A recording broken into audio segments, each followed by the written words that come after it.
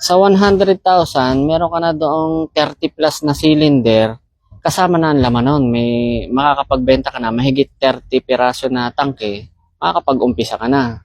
Maganda ng panimula yon sa LPG business. Pero dapat paghandaan mo rin yung pagpaprocess ng permit. Kasi pwede naman yung tupalo habang nag-i-start ka ng business mo, unti-unti mo pinaprocess yung mga business permit, yung mga requirements na dapat i-provide para kompleto mo yung permit mo. Tingin mo, bakit kailangan kumuha ng permit?